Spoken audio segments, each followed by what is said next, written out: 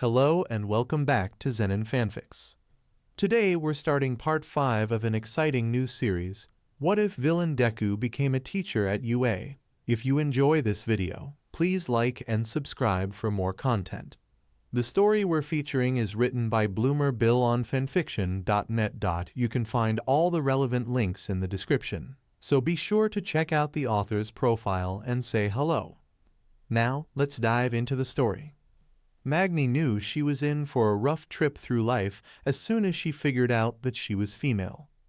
Calling her parents unsupportive would have been underplaying it, and they had both rigorously tried to get her to be more masculine and be a normal boy. Suffice to say, she got into many arguments with them until she finally left when she was 18. She didn't mind joining any sports or the boys' activities, but Magny wanted them to acknowledge who she was and let her join activities she wanted to be a part of. Honestly, it was hard to believe that people could still be so transphobic in the quirk era, but here were her parents refusing to let her wear anything that they considered a feminine color. Their prejudices even went as far as refusing to let her learn household chores or cooking, and if it weren't for some half-decent guys on the football team she joined, she wouldn't know how to feed herself or do the dishes. If she tried to watch either of them at home, it would lead to arguments or punishments. Moving out, she hadn't had much to her name, but not having to deal with her parents daily had greatly reduced the stress on her.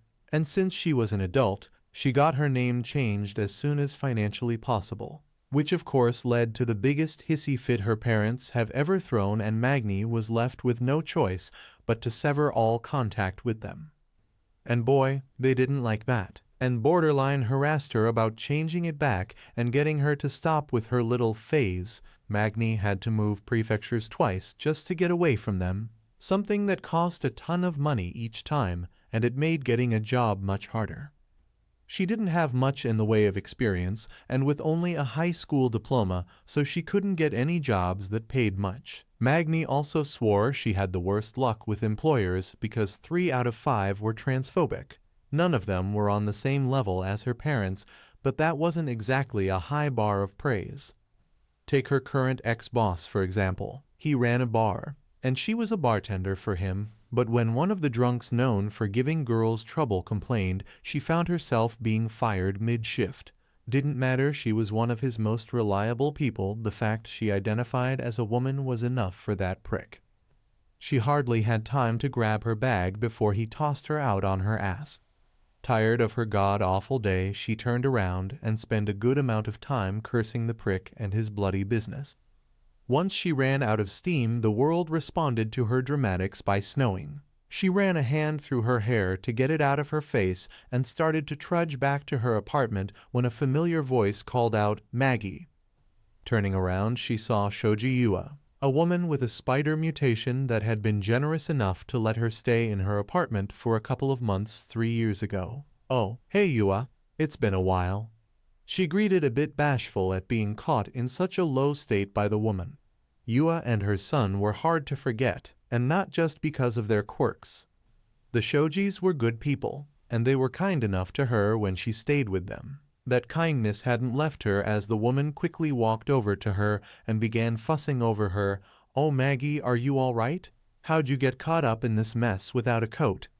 Yua questioned, one of her hands helping to brush off the snow from her shoulders. "I'm fine, Yua. I just got off of work and forgot to grab my coat when I left." Magny told her, and it wasn't a lie. She had forgotten her coat when she rushed out of the apartment. "Oh, you poor dear. Come, let's get you out of the cold," Yua said, already trying to lead her away. But Magny brushed her off. "Nah, I'll be fine once I get home. You don't have to trouble yourself over me. Lil Mez is probably waiting for you." Magny responded by moving to pull away. Yua was deceptively strong despite her spindly frame, and she was very much not letting go of Magny. "As if I'd let you go home alone like this. Besides, Mizo is 13 and his friend is very capable, so I trust they can be alone for a few hours," she told the redhead, and Magny sighed. As nice as it was to hear that the kid made a friend, she knew that she'd have no chance of Yua letting her go. Magny guided Yua to her hole-in-the-wall apartment. It wasn't the nicest place she's ever lived, and her neighbors could certainly do one, but it beat living on the streets, especially with how much harder it was to insulate an abandoned place. She couldn't say she was embarrassed at Yua seeing her place. The apartment the three of them lived in years ago had one bed and a rat problem, something fierce, so this apartment wasn't that horrible. Magny kicked off her boots and trudged over to the fridge that wasn't much better than a cooler to grab a bottle of cheap wine. I don't have much in the way of hospitality, but I can at least offer you a glass, Yua, she offered, managing to dig up 2 clean cups to drink from, and sat down on her couch. Yua was silent for a moment. I suppose I can have a glass, Yua said, sitting down beside her. The two women began to talk about the things that had happened in the 3 years since they'd seen each other.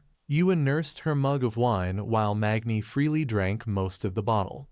Getting just a touch tipsy, she, unfortunately, spilled about the recent drama in her life and how she would likely have to find somewhere else to stay in a month because she lost her job due to her asshole of a boss. A couple of hours later, Yua helped her into her bed, and she'd wake up the next morning with a slight hangover. A more clear-minded Magny had regretted pouring her guts out to the woman and then got her shit together so she could try to get a new job. A week later found Magny getting herself as cleaned up as soon as possible as she waited for Yua to come to escort her to an interview. Her job search was less than fruitful, so it was a bit of a godsend when Yua had showed up out of the blue yesterday. She knew a bakery by her building being built and offered to arrange an interview for her since Yua knew the owner. She wouldn't lie, she was nervous, but this wasn't the normal nerves as Yua had gone out of her way to set this up, and she didn't want to disappoint her. Yua was a nice person that Magny would love to be gal pals with, which is why she didn't want to muck this up. Magny couldn't remember the last time she had fun hanging out with anyone, even if she'd been a sad drunk for half of it. When Yua arrived, she had been able to see right through her and had spent the walk to the south side reassuring her. So between Yua's attempts at pep talk and the drastic change environment, she couldn't find the time to worry. Like Magny knew the south side was consistently rated the worst area in Japan for the last 50 years, but she sure as hell wasn't expecting the wreckage she was walking into. The only other areas she's seen this bad were the aftermath of hero-villain fights and pictures of places in the middle of a war. Yua expertly guided her through the district to a much cleaner-looking building that really stood out from its half-collapsed, half-burnt neighbor. "All right, we're here now, Maggie." "Ah, Midoriya-san is early," Yua commented, but when Magny searched for her future employer couldn't find them. The only person she saw was a young greenette standing in front of the building. Well, there were other people, but Magny doubted they were who Yua was talking about, considering the woman promised the bakery had no direct ties to any criminal organizations, and when Yua began leading her towards the boy, she quickly caught on that the kid might be who Yua was talking about. "Midoriya-san," Yua said, getting the boy's attention, and he put away the notebook he was writing in. The boy gave them a wave which confirmed that the kid was who her friend wanted her to meet. "Shoji-san, I finished with your Araka-san earlier than I thought I would." "Oh, why, you must be Hikishi-san." "Yes," he told them once they were in front of the kid. She hoped that the boy didn't catch her wince at her last name. Judging by the way his eyes narrowed, he probably did. "Yeah, I'm Hikishi Magny. I prefer going by my first name though," she answered, and Midoriya nodded. "Of course, Magny-san. Shoji-san told me you have experience with baking. Have you worked in a bakery before?" Midoriya inquired quickly, moving on from the name thing. "Officially no. My aunt had one and I used to help out some when I was younger," Magny explained, rubbing the back of her head. She loved her aunt and working in her shop, but her mother hadn't ever gotten along with her sister due to her risque line of work outside the bakery. She hadn't seen her aunt since she was 10 due to a big blowout when her aunt gave her nail polish. "And you know how to do the basics of taxes, right?" Midoriya followed up, and Magny huffed. "Yes, that's one of the few things my parents taught me before I left," she grumbled. Knowing how to balance finances was a suitable skill for men, and as much as they were being misogynistic about it, Magny was glad they were willing to teach her that. Good, good. We can discuss most of the details later when we sign the contract, Magny-san. The only other thing I need to ask now would be if you have a criminal record. Midoriya questioned, brushing past a lot of the questions. No, I don't have a record. She told him she might have had trouble with the law before, but nothing bad enough to go on record. Great. I'll get the paperwork drawn up then. I can probably get it signed next week. The building is going to be painted today and tomorrow, so I'll show you around inside then as well. I look forward to working with you, Magny-san. Midoriya said with a clap beaming at her, and Magny admittedly felt that went over too well. That's it? Magny questioned, glancing at Yua, who just patted her on the back. Yep, Shoji-san said you're a great worker, and that's good enough for me. I'm sorry if this is too brief. I'd love to go over more contract details with you, Magny-san, but I'm pretty busy today. I'll need to go soon to make it on time to my lessons. It was nice meeting Magny-san. Shoji-san can give you my contact details if you have any questions. Midoriya told her apologetically as he bowed before running off. She blinked, turning to her friend, wondering if that had really happened. He's been like that since he started traveling. Don't worry, Midoriya-san takes good care of his employees, Maggie. You're in good hands. Yua assured, a hand gently placed on her shoulder. Would you like to come over for lunch, Maggie? Mizo wouldn't mind the company. Yua offered, and Magny smiled back. Sure, I'd like to see how tall Lil Mez has gotten. She joked, lightly elbowing Yua. The two of them proceeded on to the nice-looking apartment building Yua worked and lived in. Izuku smiled as he finished printing out the contract for Magny-san in the Kumamoto University Library. Honestly, he was thankful to find one printer capable of connecting to his laptop, but surprised with how few connectable printers there were in the building. Well, he knew they weren't a common thing, but Izuku expected that there would be more in a university building. Mido-senpai, are you done yet? Osamu-kun asked, walking up to him with a couple of medical books in his arms. Yep. Did you find the books you needed? He asked, placing the papers away in his bag, and Osamu-kun nodded. Great, let's get to work then. You wanted to focus on learning more about the appendix, right? Izuku questioned, moving over to a table with the boy. Uh-huh, I know it's only guaranteed to be found in other two toes, but you said that some quirked individuals have been found with them too. Osamu-kun confirmed, sitting next to him. They have. Over 50% of people with a mutation quirk related to a herbivorous animal have been discovered to have the appendix. Biological anthropologists originally theorized the appendix's purpose might be connected to the herbivore diet our ancient ancestors could have had, so there is some grounding for those with vegetation-heavy diets to have an appendix. Izuku explained, opening one of the books. Together they happily learned as much as they could about the small organ in the next hour. This study session was something the two boys had done religiously every Tuesday before heading to another building for the EMT class Izuku had found for Osamu-kun. He had found the class simply to help Osamu-kun, but the boy had been too scared to go on his own. Hence why Izuku accompanied the boy to his classes every Tuesday instead of his college courses. No doubt he was going to fall behind on his courses since he was losing a day every week, but learning more about medicine and helping Osamu-kun was more than worth it. Both boys had of course faced some difficulty from their classmates due to not only their quirkless status but from being the youngest members of the class. That being said, it had somehow helped Izuku gain some measure of confidence from defending his and Osamu-kun's place in the class. Their teacher was willing to have them so long as they kept up with their payments, so it was just up to Izuku to make Osamu-kun feel safe there by keeping the rest of the people in the class away from the boy. Osamu-kun had taken to the classes like a fish to water and was loving it despite the endless amount of work they both had from it. The boy had also begun to call Izuku Mido-senpai after he insisted the boy didn't have to call him by his alias. Izuku was both flustered and a touch honored when Osamu-kun argued that Izuku was his senpai and wouldn't drop the honorific. Standing outside of the room, Izuku reminded himself that if he could yell at gangsters, then he could deal with rude people well. I wasn't thinking the first time I did it, but the other 5 times worked out just fine. even if it was only to not paint a target on themselves by crossing Yuri-san. Ritual mental pep talk done with, Izuku entered the classroom with Osamu-kun trailing right behind him. The two made their way to one of the two-person desks and took note of the odd rubber human torso on the desk. "Oh, do you think we're going to be doing CPR practice again, Mido-senpai?" The brunette inquired, head tilted as he looked the dummy over. "Maybe. Having exams to check our skills would probably be expected, but we could also be learning something else."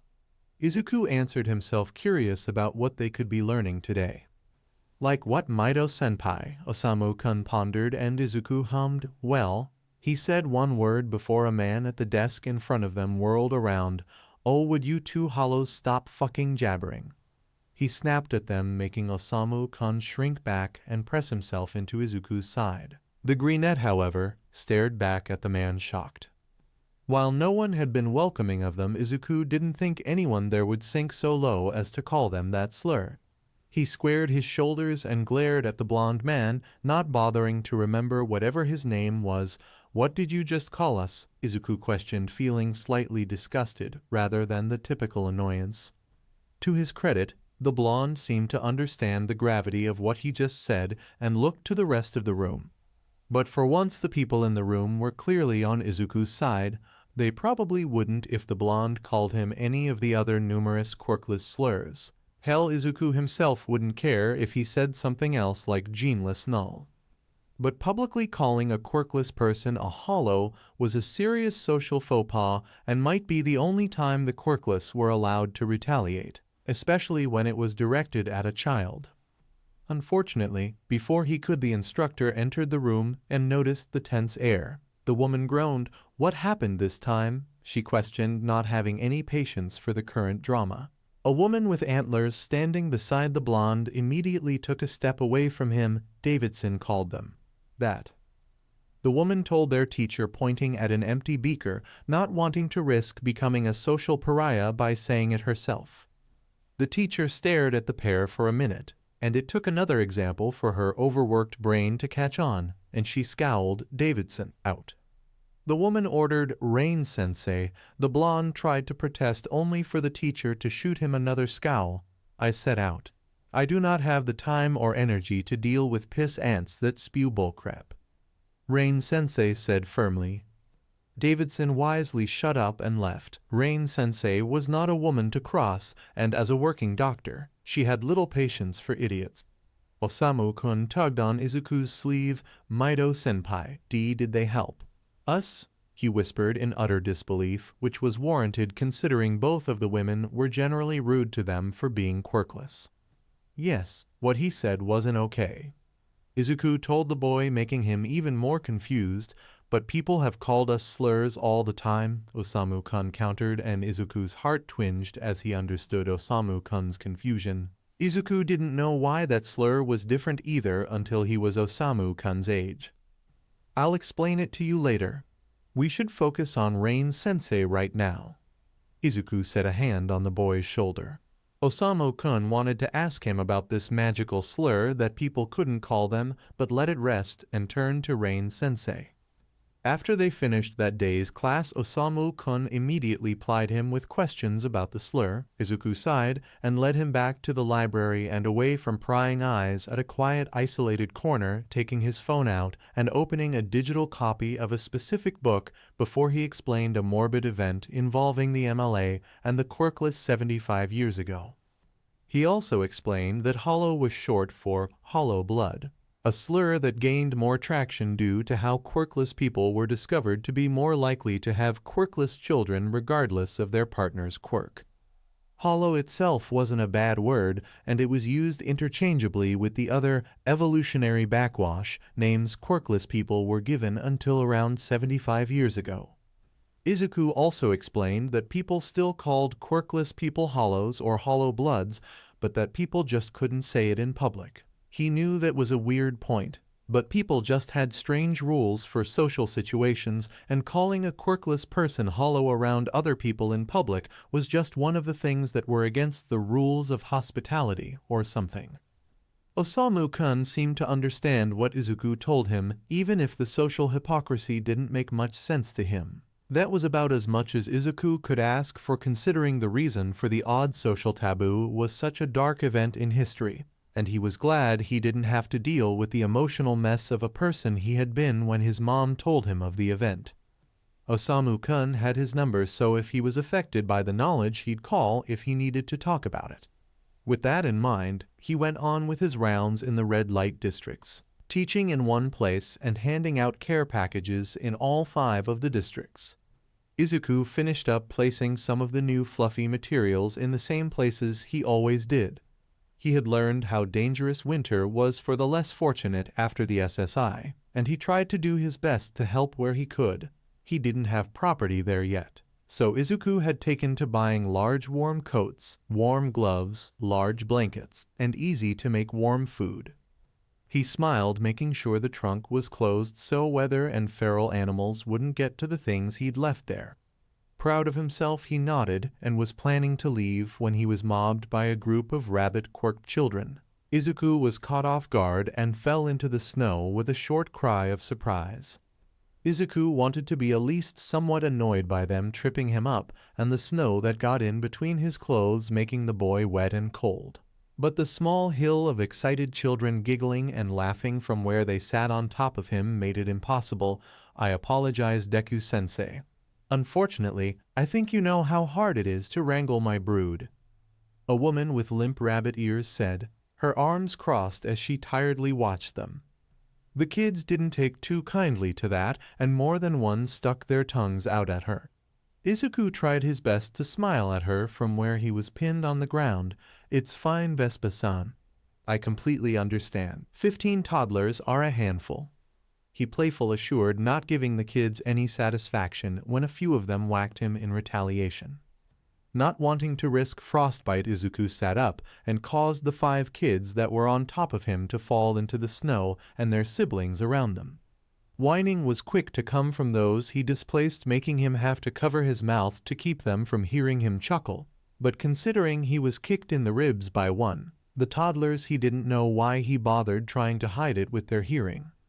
One of the kids easily jumped up and onto Izuku's shoulder, gripping his coat to stay on there. We're having dinner at Nana's. Would you like to join us, Deku-Sensei? She asked, making Izuku a bit tense. Well, I don't think I should just invite myself to someone else's house for dinner. He nervously deflected, looking to their mother. The girl started pouting, but Deku-Sensei, I'm inviting you. She protested, and the rest of the siblings joined in and started telling him that they were inviting him to dinner. Izuku laughed awkwardly. That's very nice of you all, but I won't be going to your house, so I wouldn't be needing your permission. He explained, trying to keep from being overtaken by the toddlers again. Vespa-san thankfully stepped in at that moment by stomping her foot, Figly. She sternly called, causing the kids to stop their pleading and turn to her. If Deku-Sensei doesn't already have plans, then I'm sure Nonna would be happy to have him over. But we should be respectful of whatever choice he makes, right? Vespa-san questioned, her arms crossed. Sigh, Mama. All 15 replied, their shoulders slumping, and those with upright ears had them matching their floppy-eared siblings. Izuku also had to catch the little girl who was clinging to his shoulder as she let go, and he didn't want her to hurt herself from falling that far. Naturally, being the very soft-hearted person he was, he couldn't stand all of the kids' melancholy, so against his better judgment he said, "IW wouldn't mind coming over for dinner, Vespa-san." The children, of course, burst into cheers and jumped him again. Figly, Vespa-san shouted, stomping her foot before giving up on getting any of them to calm down. She walked over and scooped up 5 of them into her arms. I'm sorry, Deku-Sensei. They're incorrigible, but, unfortunately, the rest of the Figly will likely have the same reaction when we get to the compound. She tiredly apologized, quietly warning him of the onslaught of bunny children, no doubt waiting on the Vespa property. I understand, Vespa-san. Honestly, I'm more worried about eating your family's food. Izuku responded, getting 6 of the kids into his arms. A larger one sat on his shoulders and had a firm grip, pulling his hair. Izuku never liked it when anyone pulled his hair, but the boy's safety was always his priority. Besides, the kid's grip was nothing compared to that one mean girl from the 2nd grade. Vespa-san scoffed. Despite having over 400 people living at the compound, Mama always manages to make enough food for there to be leftovers, so don't worry about anyone going hungry over you. She commented, which Izuku found astounding. How could one woman make that much food without a quirk? His disbelief seemed to clear on his face, and Vespa-san rolled her eyes. Our family helps her, of course. She always has 20 helpers at any time, she added, making him sigh relieved. Izuku managed to stand himself up without his hands and started the trek to the local Vespa compound, with the other 3 toddlers happily following the pair. Come mid-December, all 5 of the stores Izuku wanted to be built had been finished, and he had been far less embarrassed when he thanked the Urarakas for working with him this time. Knowing he wasn't the best at names, he let the respective people he hired to run them pick the building's names. Within reason, he only had to reject one name idea, but each store was quickly named and added to his neutral territory list, which included the following: an apartment complex, the SSI Shine, the community center, 2 mom and pop styled corner stores, a second-hand store, a 100-yen shop, and finally the bakery. All of those places were in the south side, and while Izuku had a few spots he regularly went to in other districts, he didn't have any claim to those places. Though he was working on it, it was so much harder to buy property outside of the south side, and Izuku's working theory was that the people in the south side had skipped a lot of legal proceedings to turn over ownership to him. He'd have to have his deeds checked and make sure he was indeed the official and legal owner of his properties, but he could focus on that next week. Right now, he should pay attention to where he was walking. He had almost tripped over one of the cracks in the uneven sidewalk. Such things wouldn't normally trip him up with how acquainted he was with what passed as a road in the south side. But he wasn't familiar with this area and didn't expect the damage, since it was one of the nicer areas that weren't in his red light district purview. The only reason there were cracks in the sidewalk like that was because of a recent hero versus villain fight. Honestly, Izuku wouldn't be in a neighborhood like this, and much less at 4 in the morning as he was now. But Magny-san texted him saying she wanted to talk with him as soon as possible. So Izuku gave himself a cold shower to wake up and got on the first train to Sekiya Station, following his GPS to what he presumed was her apartment. His brain was still foggy from only having half of the time to sleep he normally got. Izuku only remembered to leave a note for his mom when was walking down the complex stairs and had to go back to write one. So suffice to say, Izuku wasn't all there and still mostly a zombie when got to Magny-san's building. When Magny-san opened the door, he noticed she wasn't as well put together as she usually was, but seemed to have the presence of mind to gawk at his own dishevelment. Then again, he wasn't much better at the moment. Midori-chan, you're here? She questioned, seemingly shocked at his being at her door. You said it was important, Izuku responded, though it didn't change Magny-san's expression. Midori-chan, I texted you at like 1 am. She told him, and he averted his eyes. Yeah, I know. Sorry, but it's a 3-hour ride here, Magny-san. He apologized before looking back at her. What's wrong, Magny-san?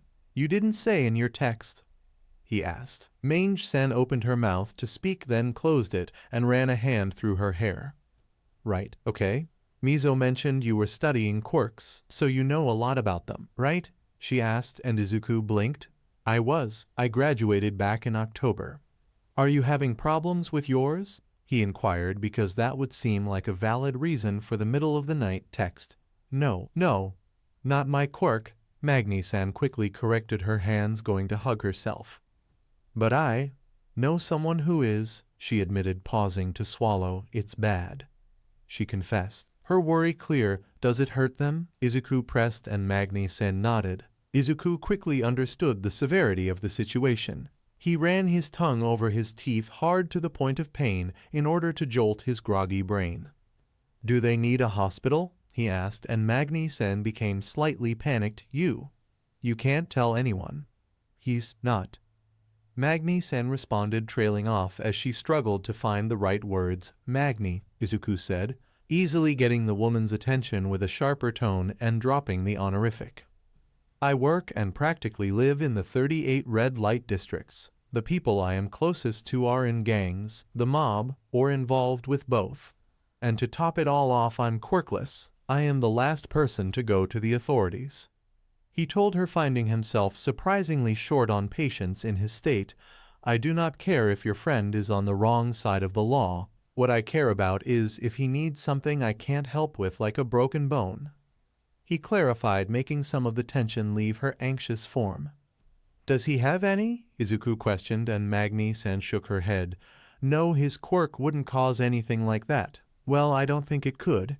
He has some kind of fire quirk, she explained, and Izuku was relieved to hear that. Izuku has had so much experience with burns from his bullies, mainly Kaken, and it taught him how to treat different types of burns. All right, I can probably help with that, but if there's anything serious, I have some favors I can call in to get someone. Discreet to help him, okay? Izuku replied. Raijin still owed him one, or he could probably get Yuri-san to help. Criminal organizations of their scale usually have 1 or 2 certifiable doctors on the payroll. Magny-san stared at him, taken aback. Why, you can do that? She asked, her voice a touch more reserved. Your friend needs help, and I'm going to do my best to help them. He responded, glancing inside her apartment, but not seeing anyone. Is your friend here? Izuku questioned. No, but I know where he should be. Magny-san answered, and Izuku nodded. Okay, you're going to take me to him, right? Izuku guessed. Yeah, sure, just give me a few seconds. Magny-san told him after a moment, grabbing her shoes and throwing on her coat before cursing as she searched for her car keys. Izuku didn't remember the woman having one, but that was hardly the most pressing issue at the moment. She locked up her apartment before starting to walk back to the ground level. So what's the problem with his quirk? Izuku asked, figuring he should try to get as much information as possible before going into the situation. It wasn't like he had anything else to do, and he needed something to occupy his mind when Magny-san started driving. Magny-san missed a step and would have fallen down the stairs if Izuku didn't quickly get a firm grip on the railing and Magny-san's arm. Sorry, Midori-chan, she apologized, and they continued down the stairs at a slower rate. Don't know. We're not that close, she admitted, sounding somewhat guilty. I met him back when I was working at the Barnacle. He didn't look old enough to drink, but the prick running the place didn't care who was buying his slop. Magny-san shamefully explained, though Izuku couldn't say he blamed her. That she needed money, and her boss was definitely an idiot. If Shoji-san slipped and told him about how Magny-san was fired, well, that was something between them. I'd tried to keep an eye on him when he came in so he wouldn't drink himself to death. I didn't see him that often, but when I started working at the bakery, I started to see him on my way home. It was pretty obvious the kid's homeless, so I'd make some extra food for him sometimes, she confessed, bracing herself. However, Izuku was the last person who'd reprimand her for that. Hell, he was seriously considering giving her a raise. That's good of you to give him food, Magny-san, he assured, having been on the other side of self-doubt more than once. Magny-san relaxed again. It wasn't a problem, but we got to talking more, and the last couple of days he wasn't himself, and I had to take him back to where he was squatting today since he couldn't walk straight, she told him, her worry coming back, and if he was that bad, Izuku could understand why she was. His students were far from being on the up and up, and some of the things they did was drugs. Izuku remembered freaking out when he first saw one of his students were dangerously high on drugs. Some of his students have very intense addictions, but he tried his best to help them where he could. He's still working on a plan to help them, but that was neither here nor there. So for the short ride to the warehouse area by the docks outside of the south side, the location answered any lingering thoughts about why Izuku hadn't previously heard of Magny-san's friend. He was already putting himself to the test with the districts, much less look for more work outside of them. The building Magny-san took him to had tape saying condemned on it and was visibly falling apart in the same way most South Side buildings were. A good chunk of the roof was gone, and there were holes in the wall. However, it was black scorch marks that caught his eye and had him questioning whether it was caused by Magny-san's friend. "You should stay out here, Magny-san," Izuku told the woman. "What? Why?" she questioned, looking lost. "He's a private person, right, Magny-san?" he guessed, and she nodded. "Then it's better for whatever relationship you have if he doesn't think you went behind his back and ratted him out." He elaborated for her, and Magny-san looked conflicted.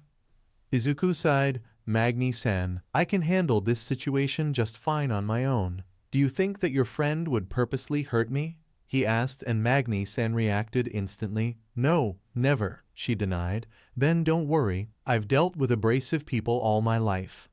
He assured, then went to the closest hole and went inside the old warehouse. The inside looked worse than the outside, which is certainly quite a feat. Beams that were part of the roof were bent towards the floor where the hole was, and a lot of debris that was no doubt the roof or bricks from the walls. And that wasn't mentioning the black scorch marks all over the place. The whole place would have been burnt down already, but the ankle-deep black slushy water covering the whole floor and the snowstorms probably were the only reason it hadn't. Izuku heard someone sneeze, followed by a bright blue flash, and turned towards it. The emptiness of the building worked in his favor, and he could see Magny-san's friend, though he thought the man would be hard to miss. The guy had set a beam and some other things on fire and was trying to put it out. Izuku made his way over, and Izuku helped him by grabbing a discarded bucket to dump slush all over. Crisis averted, Izuku turned to the guy and noticed 3 things. Firstly, he had bad thick scarring all over. Secondly, he was underweight. And thirdly, he was as sick as a dog and pretending he wasn't. "Who the FCK are you?" he grunted out, slightly swaying where he stood, and if Izuku hadn't spent so much time perfecting his own wobble, he wouldn't know the signs to look for. "Deku-Sensei, who are you?" Izuku asked, and the guy scoffed. "Like I'm giving some random twink my name. Get lost, kid," he said, brushing him off, and started trudging away from him. "If you don't give me a name, I'm going to call you Scar," Izuku informed him, and the guy whirled around to curse him out. "FCKU." But his face scrunched up, and he flailed as he tried to get away from Izuku before he sneezed, causing another burst of blue flames. Izuku reacted quickly by throwing a bucket full of slush at Scar, which made a big cloud of steam and a crackle. Izuku did his best to wave away the steam. "Look, one of my kids said they saw smoke and fire, so I came to see what was up," Izuku lied, stepping through what was left of the cloud. "This is my place, and I'm not leaving, so just piss off," he tried to tell him, but was cut off by the start of a coughing fit. Izuku went over to him and was going to help him, but he held up a hand covered in blue flames. "Don't come near me," he choked out, still coughing pretty bad. He nearly collapsed as his legs were getting weaker, but stayed on his feet by putting a hand on a nearby wall. Izuku ignored the hand still on fire and walked over to help him. "I said, piss off," he snarled, holding his hand up threateningly, and while it was hot enough to feel from where he was standing, he did not have the mind to care. Instead, he refilled the bucket and tossed the slushy mix at him again. There was a sharper hiss and crackle as the smaller flame was doused, and Izuku threw him an unimpressed look. Scar's coughing fit had ended, and now he was wheezing with his body trembling pretty hard. Scar was worst looking up close, and Izuku could see that his eyes and nose were red, probably from whatever was making him sick. "You're not well, just let me help you," Izuku told him. Scar was going to snap at him, but his legs finally gave out, and Izuku rushed forward to catch him and keep him from falling over into the Inkai slush. He expected Scar's body to be warm considering his fire quirk, so he nearly jumped out of his skin when he felt Scar's ice-cold body. It wasn't anywhere near as cold as Yuri-san's, but Izuku would have easily mistaken Scar to have an ice quirk if he hadn't seen the man produce fire. He was also much lighter than Izuku expected him to be, even when taking homeless into account. "Scar?" Izuku said when he realized that the other was very limp in his arms. Upon not going a response from him, the greenette shook Scar. "Hey, Scar? Scar?" Izuku tried before sitting him down against the wall to look at him. Scar had passed out, and he pressed a hand to Scar's forehead. Compared to the rest of Scar's body, it was relatively warmer than the rest of him.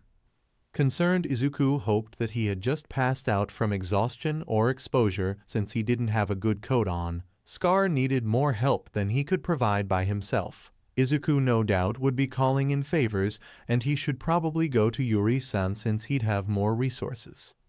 He also knew that the faster Scar was out of the cold, and this place in particular, the better, so Izuku took a deep breath and then carefully wrapped Scar's arms around his neck. He felt somewhat awkward as he tried to get a good grip on the taller man's thighs to carry him. Actually lifting him was a bit of a struggle, even if there wasn't cold water to make his grip slippery, and he stumbled back a few steps. Scar was easier to lift than Izuku would have thought, though that wasn't to say he was in any way light. Izuku figured the guy was around 43 kilograms, which was almost too much for Izuku. But he would manage and started his trek back to the hole he entered from. Understandably, Magny-san was concerned when Izuku walked out carrying Scar. "What happened?" she questioned, immediately going over to him and checking them both over. "Your friend here is sick, don't know what with, but I'm leaning towards a cold. He passed out while I was talking with him, and I don't think leaving him in there will be good for his health," he explained, continuing his path towards Magny-san's car. "Open the door for me, Magny-san. I'm going to need at least one hand to use my phone and find him somewhere to stay," Izuku requested, and the redhead was quick to comply, opening the back door, and Izuku laid Scar out in the back seat with his coat on top of him. "Give me a few minutes to find out where we're taking him, okay, Magny-san?" Izuku told the woman before walking a bit away. He pulled out his phone and went to his contacts. Yuri-san's wasn't hard to find since his phone didn't have many named contacts, then texted him, "Hey Yuri-san, are you awake?" It was still 4 in the morning, so he couldn't be sure Yuri-san would be awake. But he got a reply almost instantly. Midoriya said in Russian, "What are you doing up this early?" Izuku sighed and called him to talk to him directly. "Hi Yuri-san, sorry for calling you so early, but I need a favor." He nervously told him, "Are you okay?" Midoriya said in Russian. Yuri-san questioned in the way he knew was him asking if he was in trouble. "I'm perfectly fine, Yuri-san. A friend of mine needs a safe place to stay for a while." "Do you have any fireproof safe houses by the south side?" Izuku inquired, getting to the main point of his call. "Perhaps. I'll need to check with Valentine first to make sure." "Are you sure you're all right?" Midoriya said in Russian.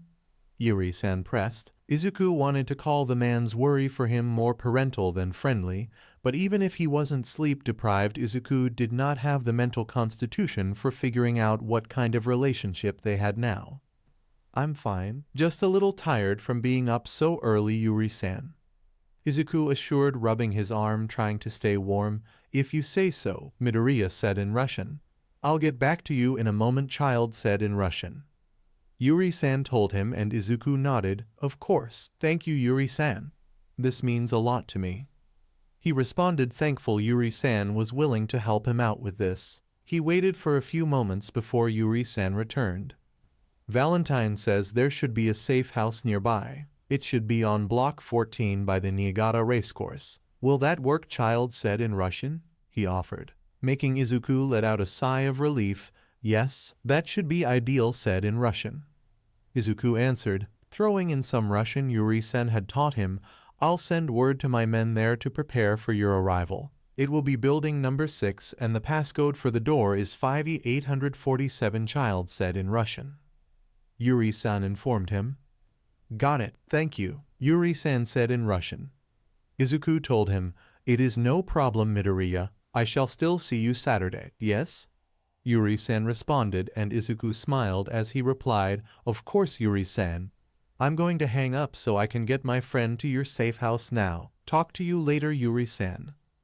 "Until then, Midoriya," he told Izuku. He ended the call, then ran over to Magny-san to tell her where to go. Taoya's head was aching, and he was trembling from how cold he felt, something he had gotten used to the past couple of days from the illness he caught, so he buried himself into the nice soft pillow. Subconsciously he noted, albeit distantly, that something about the previous thought wasn't right, and though thinking made his head hurt, he tried to find what was wrong with the situation. Because as far as Tauya could tell in his state, he was just lying in his bed and pretty sure he never wanted to catch the flu ever again.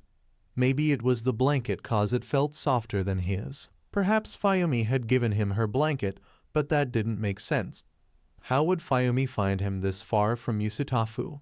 And why would she be looking for him after being dead for 7 years now?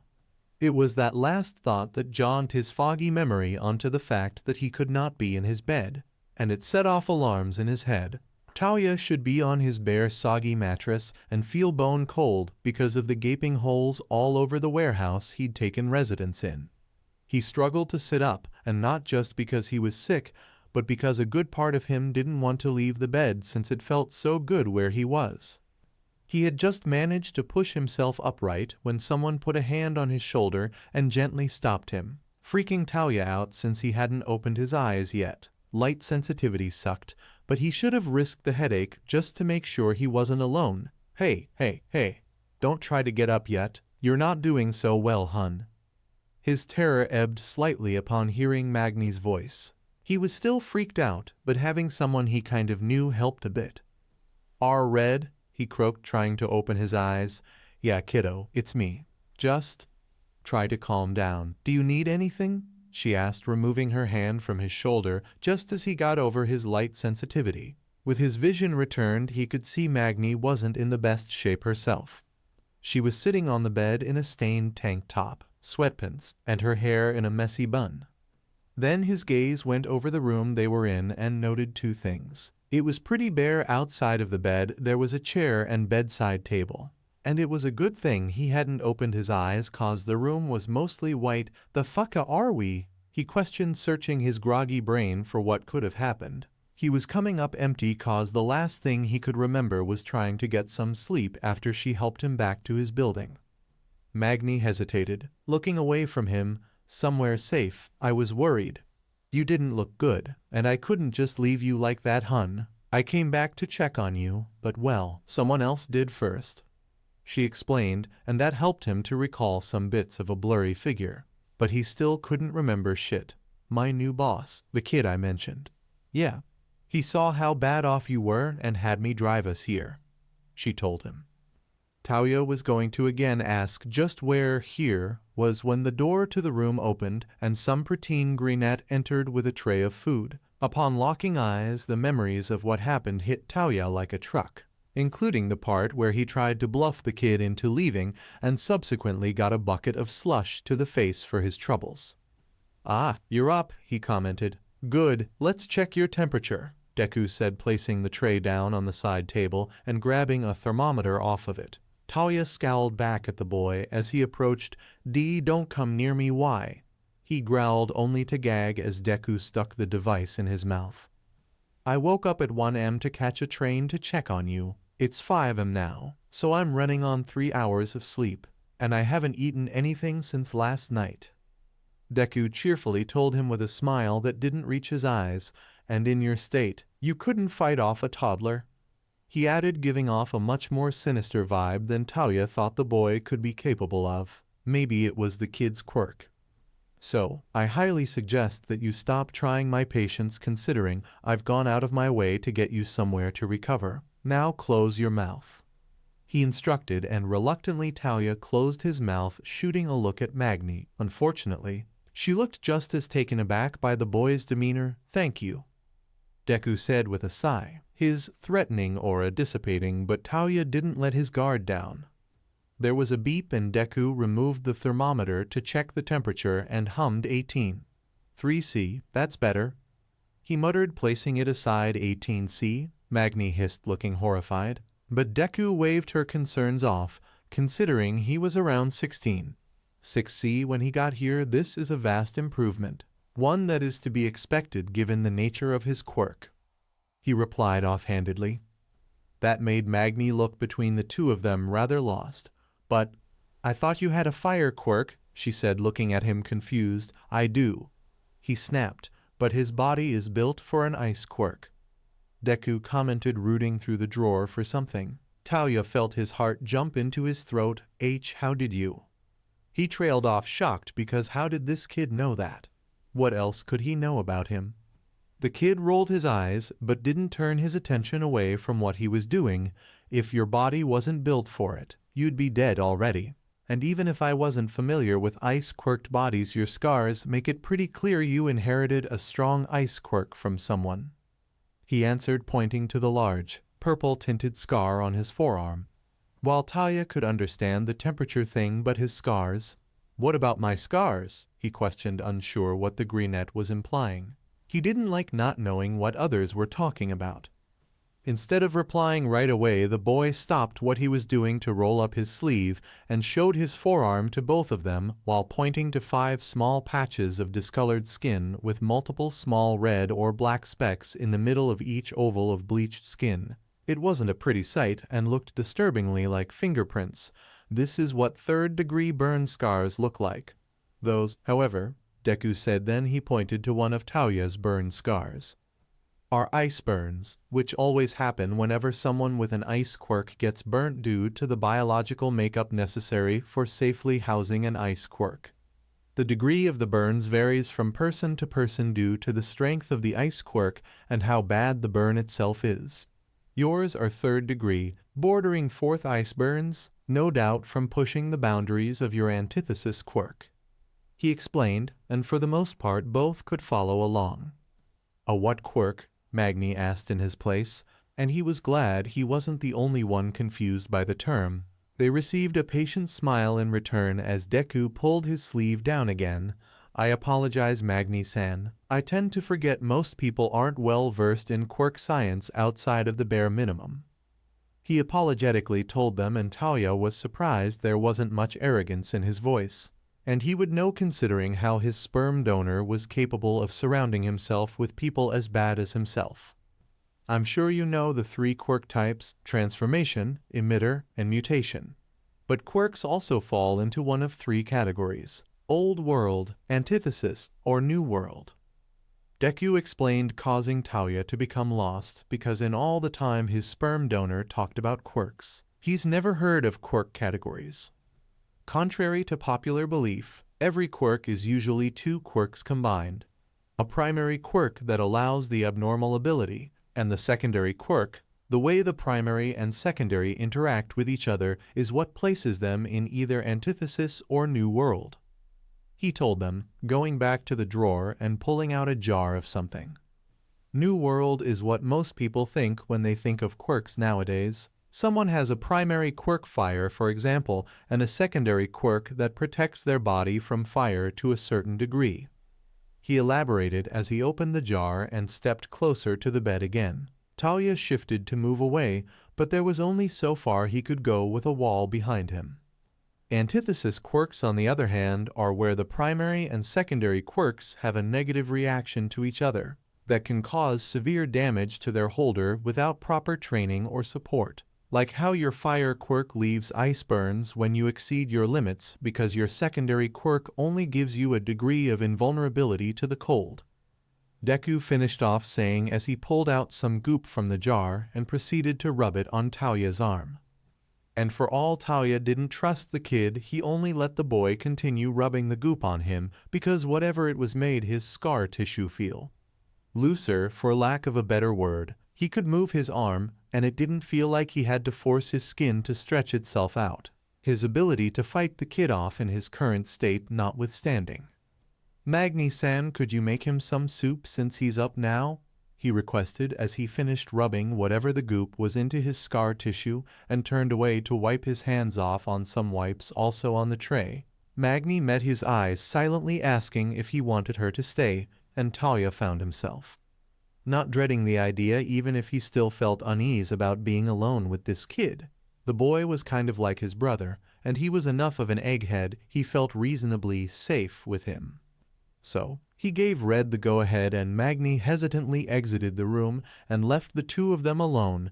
These should help with your cold. Do you need something to drink to help you get them down? Deku questioned, grabbing a bottle of pills and getting out 2 small white tablets. Talia quickly clocked the label before deciding whether or not to accept random drugs from a stranger. Nah. he rasped, and the boy put the pills in his hand and let him swallow them before Deku spoke again.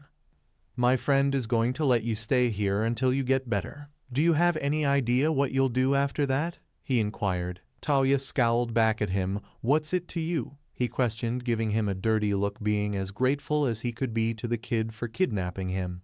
But he wasn't going to just blab his plans to the brat. Temporary roof over his head or not. Deku remained unfazed by his actions. Considering I'm planning on offering you a job, I think I'm entitled to know if you at least have a roof over your head. The boy responded, crossing his arms as he leaned back into the chair. Tauya blinked, then stared at him for a solid minute. What? He said, because there was no way he heard him right. Deku closed his eyes and took a deep breath. I am quite lenient about my clientele, and I don't particularly care what they do on their time. But that doesn't make me naive of what other people do when I'm not around. And then, respect I've cultivated only grants me a certain amount of clout. The boy admitted with an odd pause when he mentioned respect. Despite being called a failure from birth by his sperm donor, Tauya wasn't a total idiot and had heard bits and pieces of the mysterious Deku-Sensei, but he was still having trouble reconciling with this kid being that Deku-Sensei, mainly because he was warned about crossing him and that didn't line up with the brat. Mostly, if he did have some kind of secret emotion influence quirk, then he'd be more receptive of the idea. So, to keep my areas a bit safer, I've been thinking about finding someone to keep an eye on my territories in the south side when I'm not there. It would also help discourage others from starting something if I had someone that can fight to back me up. Someone like you, Deku told him, and if I don't want anything to do with your shit. Tauya scoffed back at the coincidental timing of it. Then we go our separate ways once you've recovered. No strings attached. You staying here is a favor for Magny-san. He answered with a shrug, and Tauya wasn't assured by his nonchalant, and just what would I get for working for you, Deku? He sarcastically asked, and the boy brought his hand to his face as he thought with a hum. Does 3D 904 yen a day sound good? He offered. The fuck? Are you serious? Tauya replied, starting at the kid like he was a two-headed alien. Would 5 210 yen be better? Deku questioned with a raised eyebrow. You're serious? He muttered. Deku shrugged again. 156,300 yen a month doesn't sound too bad of a price for keeping my people safe. The boy commented. You don't even know me, and you want to hire me to be some off-brand hero? Tauya questioned, almost spitting the last word. Magny-san can vouch for you. That's enough for me. Besides, you can't be worse than any of the other heroes that have visited the south side. Deku responded, and Tauya noted the bitterness in the second sentence. Deku stood up and moved to the door. I don't need an answer now. You can take your time to think about it. I'll be back later, so it will be just you and Magny-san for the rest of the day. See you then, Scar. He told him as he left the room and left Tauya to process everything that had just happened in the last, 15 minutes?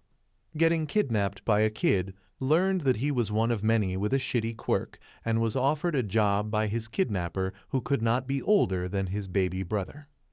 Tauya felt his head was pounding from trying to grasp all of this, but at least he was going to eat soon and had a soft bed to sleep his cold off in.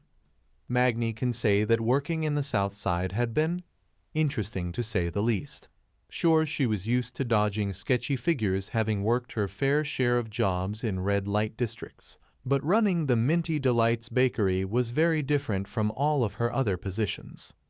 She had been an unofficial boss a couple of times, but this time she was the boss in name, title, pay, and also she had to do was spend some time getting an idea of what her new business needed before she could think about opening. There were obviously some kinks she had to work out when it came to employees and getting the day-to-day operation up and going. But little Midori-chan had been a great help through it all, surprisingly. She hadn't had to worry about getting ingredients or having them restocked. Simply write a list for the boy and he'd have someone get what she needed. Being under the boy's payroll also gave herself some leeway with the locals, herself being an outsider or not. Magny is pretty sure that is why she's been mostly left alone by the troublemakers. The boy's hand-drawn map of the district helped in that regard too. The work itself wasn't the most challenging considering she had a decent time baking all of the treats and the 2 kids working under her were competent enough. She got a decent amount of customers since starting up with some regulars coming in once or twice a week. She also was given a lot of autonomy since Midori-chan was only able to check in on Fridays. But he was always available by phone if there was an emergency, which the kid wasn't joking about as she learned last week. Thank God, because Dabi had been worse than she thought he was and Dabi definitely needed that fireproof place to recover. While she'd been taking care of him, she was able to badger the poor guy into staying with her until he found a new place. Dabi was a respectable roommate and tried hard to find some work to cover his part of the bills once she reluctantly let him search for a job. The boy hit a lot of roadblocks with his complete lack of previous work history or proper identification, and of course, his appearance made it impossible to find one. Dabi's stubborn insistence that he had to earn his keep eventually caused him to break and take Midori-chan's offer the day before yesterday. Magny hadn't known about the kid's offer, but tried her best to reassure Dabi that Midori-chan likely wouldn't take advantage of him. Probably. He didn't seem like the type from what everyone told her. Today was Dabi's first day of probation and trying out his new role of peacekeeper. He wasn't under contract yet, and Midori-chan wanted Dabi to give his job a try before locking him into a contract, but the Greenette assured them both that he would be paid for his probation period as well and forwarded a map with instructions of what Dabi was expected to do. It was pretty straightforward duties-wise, as all it entailed was that Dabi patrolled the south side, bouncing between each business or property Midori-chan owned, check in with the people there, and keeping an eye out for any kids he saw during his daily meandering. And of course, if he did see anyone causing trouble, well. Midori-chan's buildings were all privately owned, so Dabi had Midori-chan's permission to use his quirk how he saw fit, so long as there wasn't any outrageous property damage or casualties.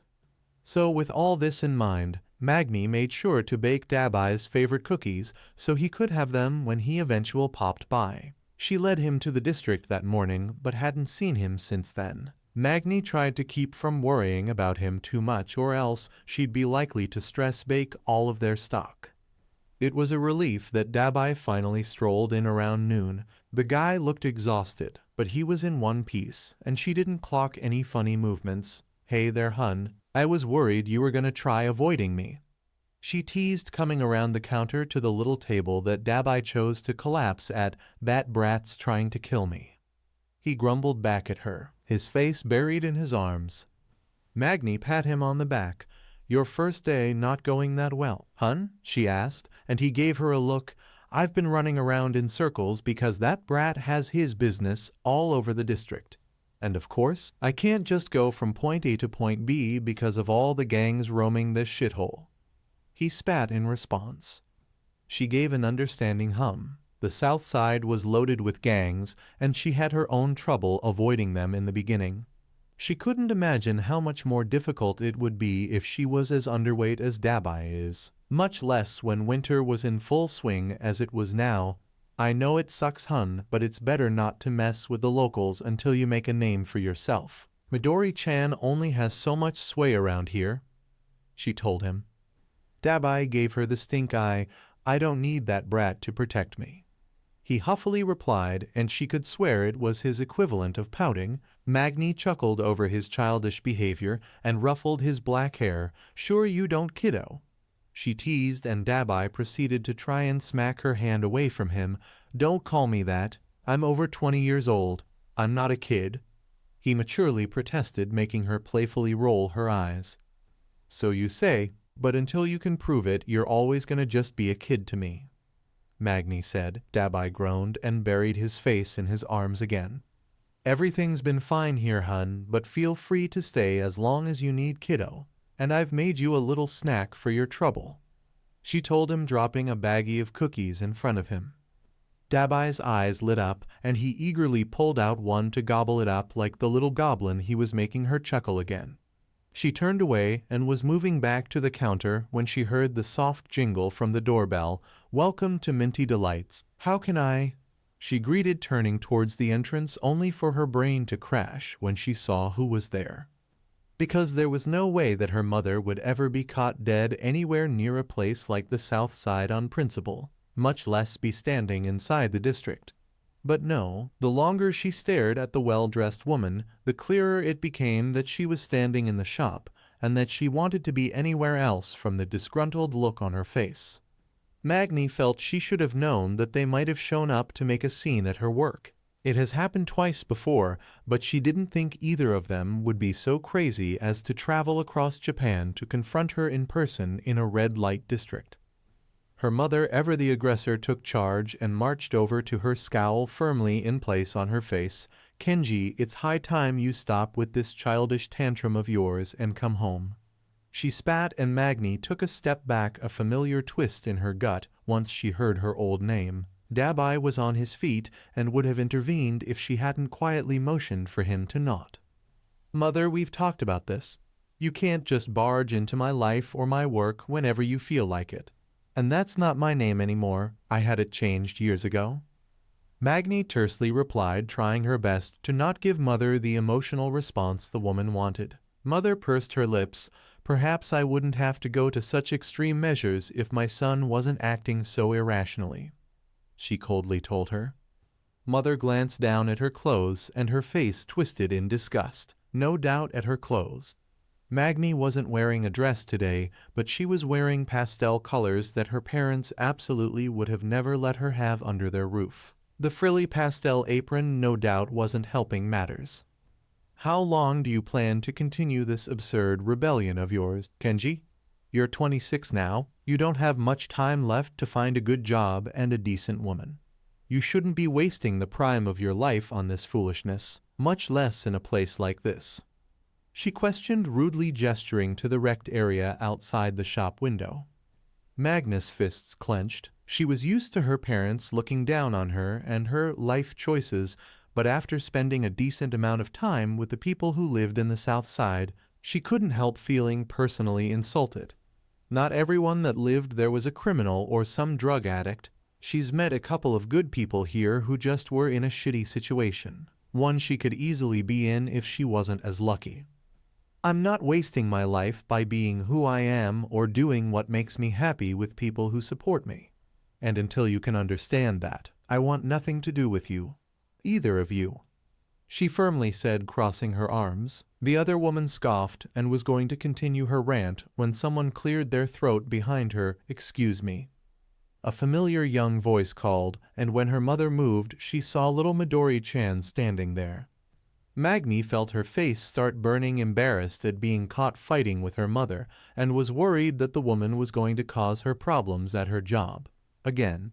The boy didn't look annoyed, at least, but as his eyes locked onto Mother, she felt her anxiety rise. "Is there a problem here, miss?" Midoriya-chan asked, his tone oddly neutral. "This is a private matter and none of your business, boy." Mother sneered back at him. To Midoriya-chan's credit, he didn't react to her aggressive demeanor. Though in retrospect, Magny doubted her mother could be as scary as any of the criminals she knows he's associated with. "Considering I'm the owner of this bakery, I believe I am more than entitled to ask why you're disrupting my employee's shift," he blatantly replied, his voice flat. Her mother's face was fully scowling now. "Even if you were the owner of this pathetic business, you have no right to butt into a private family matter between myself and my son," she hissed back, and Midoriya-chan blinked, looking slightly confused. Magny began to feel even more embarrassed and upset with how entitled her mother felt she was to her life. But she wasn't surprised, and she was going to apologize, but he spoke first, confusing the other three in the room. "I thought Magny-san was an only child." Then his eyes widened, and he smiled, though Magny swore it was different from the one she was used to seeing. "Ah, I suppose congratulations are in order on your new sibling Magny-san. If you'd like to take some time off to help them at home, I understand. After all, it must have been a difficult pregnancy at your mother's age," he sweetly offered, making her mother's face turn almost as red as her hair while Dabi snorted. However, dread began to pool in Magny's gut because her mother's infertility was an incredibly sore spot for the woman. And as she feared, her mother lashed out as she always did whenever her fertility was brought up. "How dare you!" her mother shrieked, and before anyone could do anything the woman slapped Midori-chan so hard the boy lost his footing. "Back the fuck off!" Dabi shouted, immediately putting himself between the woman and Midori-chan when her mother tried to step closer to the boy, then set his hand on fire when mother tried to step closer. "Go ahead, bitch, try me." He spat, glaring at the woman, but Magny was more focused on the greenette in her panic to properly hear her mother's cry of offense. Magny had moved to check on the poor boy, only for Midori-chan to suddenly catch himself from his fall by his hand suddenly grabbing the chair behind him, and his face turned back to her mother and gave her an unimpressed look. Despite the clear handprint on the greenette's face, he only looked slightly irritated. "Miss, I believe it's time you leave," he calmly told her mother, gently pushing her to stand behind Dabi, the pyro quickly getting in front of her the rest of the way. Her mother scoffed and was going to speak, but Midori-chan cut her off. "That was not a suggestion, Hikiishi. As the owner of this business, I am telling you to leave, and if you won't, I'll have my security escort you out," he firmly said, motioning to Dabi, who happily waggled his fingers that were still on fire. Her red-faced mother's skin managed to finally match her hair. "Now you listen here, you," she snarled, only for Midori-chan to pull out his phone and show her a video that made her fall silent, and it took Magny a moment to understand what she was seeing herself.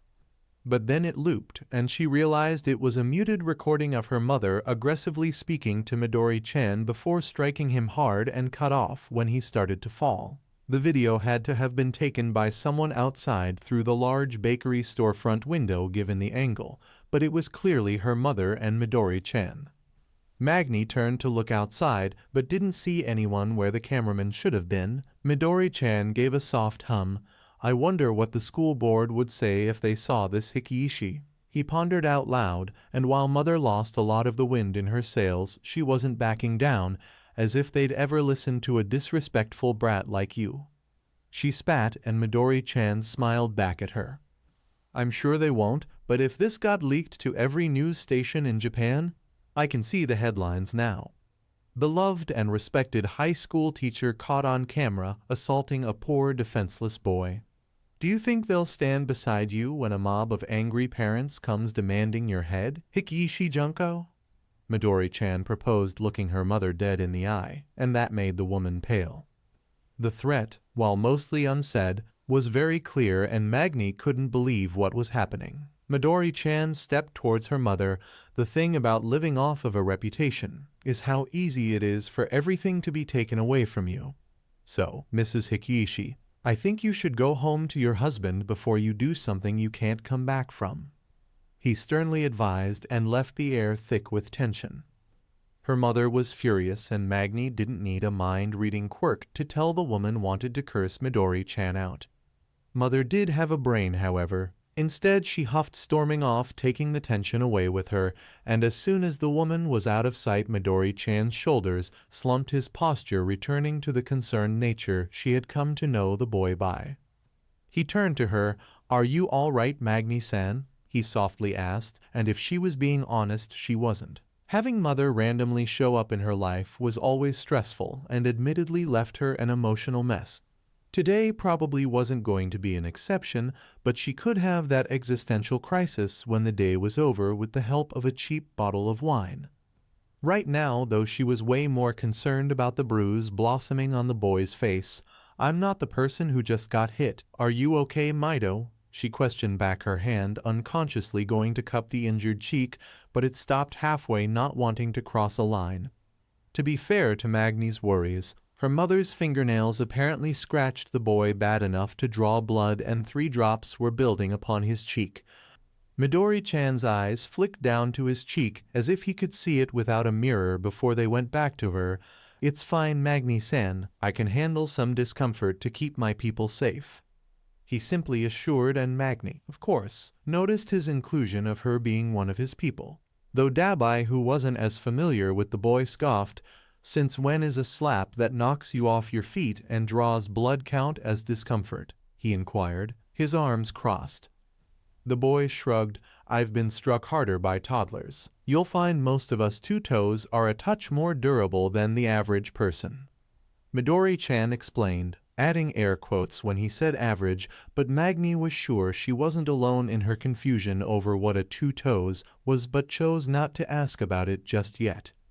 Compared to a girl I knew when I was 7 and the way she used to throw me around with her strength quirk, this, he pointedly poked the bruise without flinching, is nothing compared to what I've been through.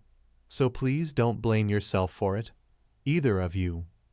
Midori-chan told them, but it was hardly comforting to hear the boy admit he was so used to being assaulted. Magny couldn't help feeling guilty that her narrow-minded mother was the one to harm the boy and was now worried about the boy's past. Well, more worried since he was mixed up with a lot of criminal groups. Dabi didn't look like he was taking it any better. You're paying me to shut that shit down before it escalates to that? Dabi spat, gesturing to Midori-chan's bruise. Scar, I hired you to take care of things when I'm not here. I don't expect you to, or want you to throw yourself into every fight. He calmly corrected. Dabi gave a huff. I've told you not to call me that. My name's Dabi. He half-heartedly complained, and Midori-chan hummed back. Perhaps you should have thought of that when you threatened to barbecue me. I did say I'd call you Scar if you wouldn't give me a name. Midori-chan dryly replied, What are you even doing here? Aren't you only supposed to be here at 3? Dabi questioned, changing the subject. Since the Southsiders tend to be naturally distrustful of outsiders, I figured it would be best to have you follow me around so I can introduce you. I can do my online courses at any time.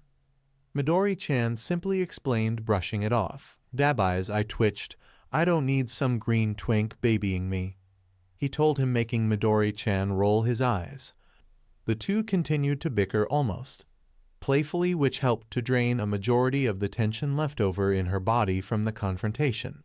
Watching the two of them certainly eased Magny's mind a bit, but not entirely. She wasn't the smartest person, or that observant, so it was only by chance that she realized Midori-chan was more affected than he let on.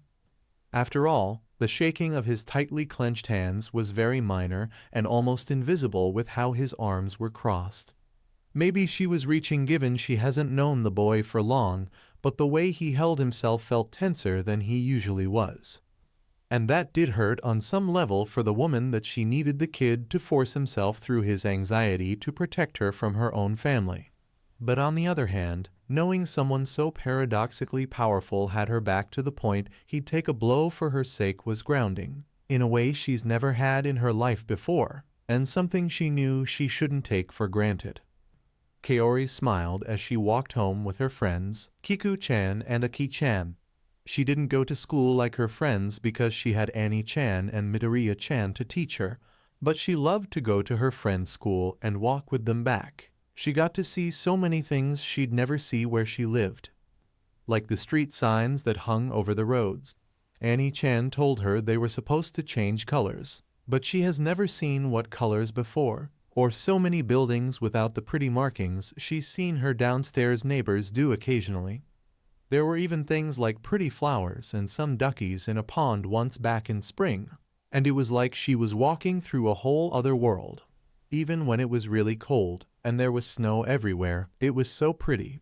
So even though she didn't like leaving the house during winter because of how sleepy and slow it made her and the rest of her family, Kaori still loved walking with her friends. But wintertime had been better since Midoriya-chan brought them all big fluffy clothes that were so much warmer. She couldn't help but grin and snuggle into the collar of her coat to warm up her cheeks and keep herself awake. They were only halfway home, and she needed to be awake enough to not get hit by a car or a bus. That was another thing she noticed when walking with her friends. There were way more cars and buses than she thought ever existed. Though to be fair to her, Aki-chan's story about all the things she learned today was super cool, and she couldn't wait to ask Midoriya-chan all about it next week. She had to know if flamingos were pink because they ate so much shrimp. If so, does that mean she could grow blue scales when she was older if she ate a ton of blueberries? She hoped so because she'd love to have blue scales. Well, she'd love to have scales in general, so she'd look less weird and more like the people around her. But blue scales would make her look so pretty, and she told her friends as much. Maybe, but wouldn't you have orange, black, or white like your family? Aki-chan pondered, one of her long antennae flicking more wildly. Kaori-chan pouted at that. She wouldn't mind having scales like Annie-chan or Papa, but she would still like to have blue scales. Kiku-chan shrugged. I don't know. Deku-Sensei should though. You would look nice with blues ones, Kaori-chan. He told them, and Kaori instantly cheered up and hugged the monochrome boy. Kiku-chan's arms shot up to the air to keep his quirk from activating. Thanks, Kiku-chan, she said, making his face turn grayish. That made the two girls giggle as Kiku-chan was acting like how Midoriya-chan used to when he first started helping Annie-chan.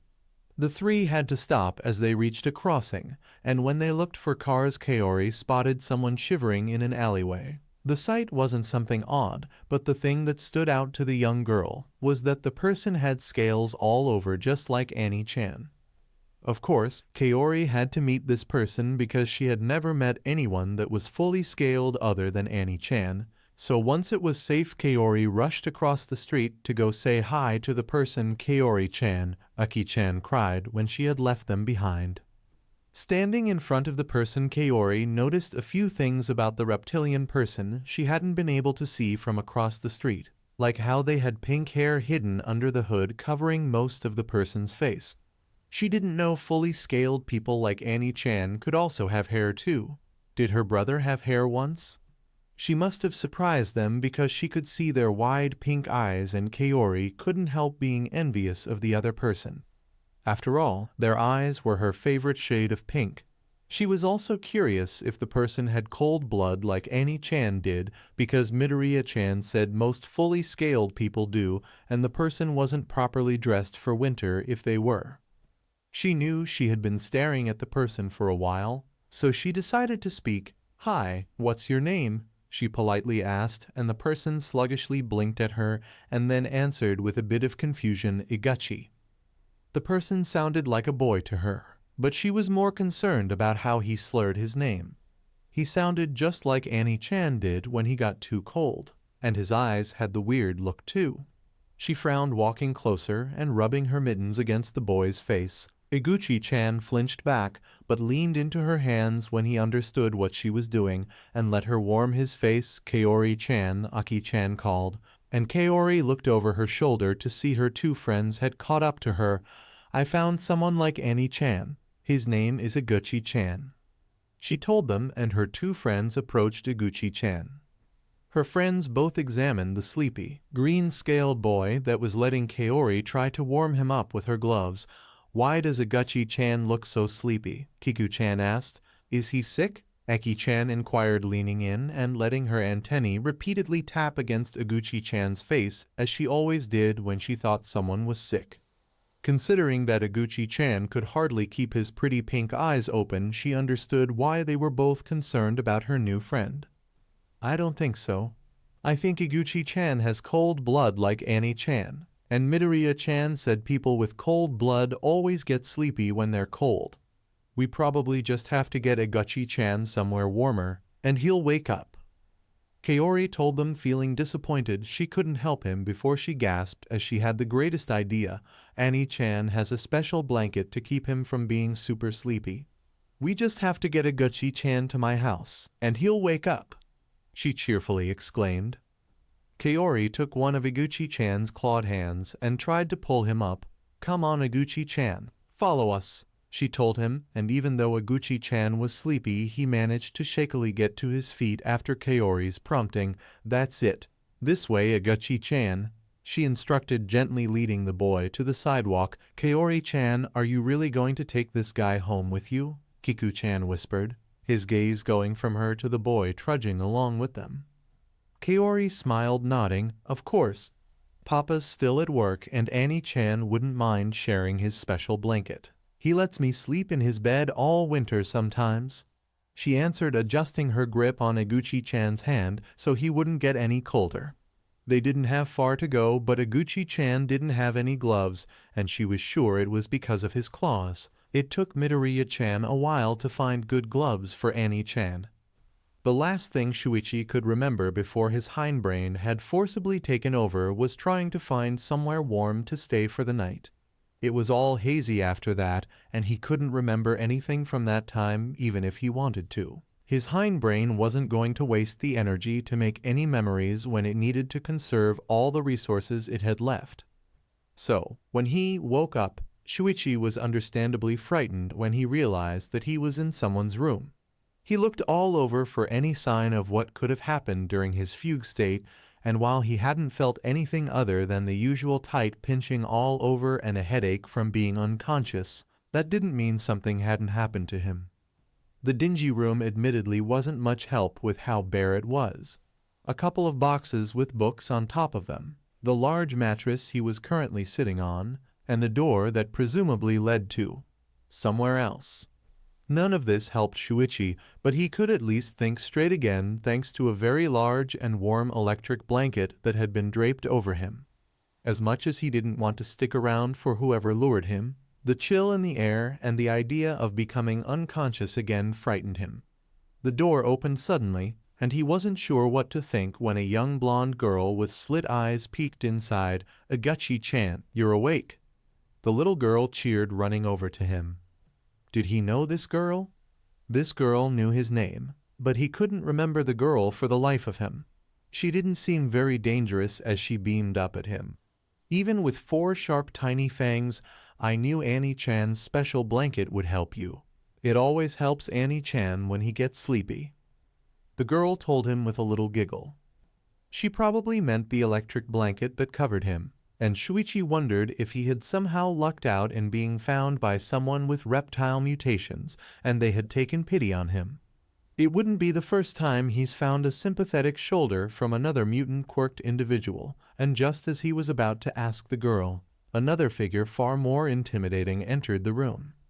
Despite the multiple layers of clothes, he could tell the scaled figure was likely much stronger than him from his much larger frame. The person was even crouching slightly to keep their head hitting the patchy ceiling. Most of their face was covered, but he could see 2 piercing golden eyes staring at him intently, making Shuichi feel incredibly small where he sat. Annie-chan, look, I found someone with scales like you. His name is Iguchi-chan. The girl exclaimed excitedly as she threw herself at the towering figure.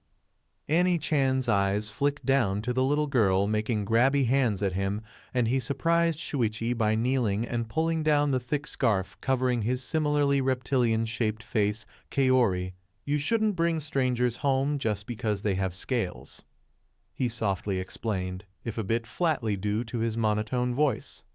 But Annie-chan, Iguchi-chan was all sleepy like you used to get, and he doesn't have one of the big fluffy coats Midoriya-chan got us.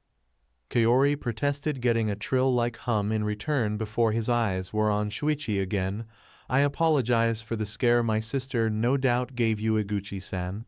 She's mostly warm-blooded and has never had a hindbrain take over, he told Shuichi, his lisp more pronounced as he spoke. It's fine, really, Shuichi replied, pausing as he didn't catch the man's name. Miyake Masao. The other reptile mutant provided for him and then placed his backpack by the door. Do you have someone we can call to get you Iguchi-san? Miyake asked, sitting next to the mattress. Shuichi curled in upon himself and averted his eyes, and no. He answered, and it wasn't a lie either. The foster family he was staying with had kicked him out since he was 18 now. He wasn't, though. He had only turned 17 last August. But his foster family very much didn't give a damn and tossed him out the morning of his birthday since he was an adult now. Kaori tilted her head at that. You don't have any family? She innocently questioned the way most toddlers do when they didn't know better. Well, no, Shuichi painfully admitted. His father had been very clear he never wanted to see Shuichi again. Kaori blinked, then her eyes went wide. Does that mean we can adopt you, Iguchi-chan? she gleefully asked, shocking Shuichi and Miyake Kaori. Miyake tried to speak, but the little girl cut him off. Do you know what that means, Annie-chan? I'll have 2 Annie-chans. Oh, Iguchi-chan, can I call you Ig-chan? Or should I call you Onia-chan? Kaori said, practically bouncing from her sheer joy at the idea. Shuichi himself felt rather overwhelmed by the little girl's energy, and the idea of being adopted stung a bit since it would be really unlikely to happen. Kaori. Miyake repeated a touch more sternly, and the girl stopped and turned back to the man. Even if father agrees to let Iguchi-san live with us, we can't force him to stay. Masao laid it out for the young girl, and Kaori deflated. But he can, right, Annie-chan? She asked, close to pleading, but before Masao could answer her, a second, no less intimidating man entered the room. Masao stiffened. Papa, Kaori called, but Shuichi was more focused on the man's fierce glare at him. The man's tongue flicked out and his eyes furrowed. Boy, he said, and Shuichi felt his body tense up. You're Acacia's brat, the man added, his words more of a statement than a question. And a large part of Shuichi wondered how this man knew his mom's name. Let me guess. Acacia kicked the bucket, and your old man didn't want the extra mouth to feed. The oldest Miyake continued to correctly surmise about his family, but Shuichi flinched at the last bit, as that was one of the things his father had said to him all those years ago. Miyake Test warned that dumb bitch not to stay with that bastard. You got a name, brat? He questioned, scaled arms crossed as he leaned against the door frame. Ayaguchi Shuichi. Shuichi timidly offered, and Miyake nodded. Right. Hatchlings, help the brat get settled. Miyake told the siblings before he left, and Shuichi was going to ask what the man meant by that, only to be interrupted by Masao. I think father agrees we're keeping Iguchi-san, he commented, causing Kaori to cheer and hug him. Thank you for joining us on this journey through What If Villain Deku Became a Teacher at UA. We hope you found it as captivating as we did.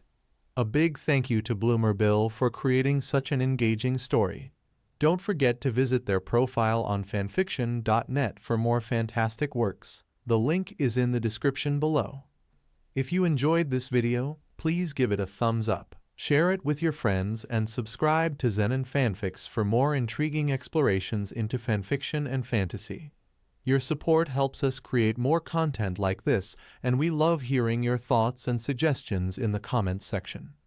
See you soon in the next video.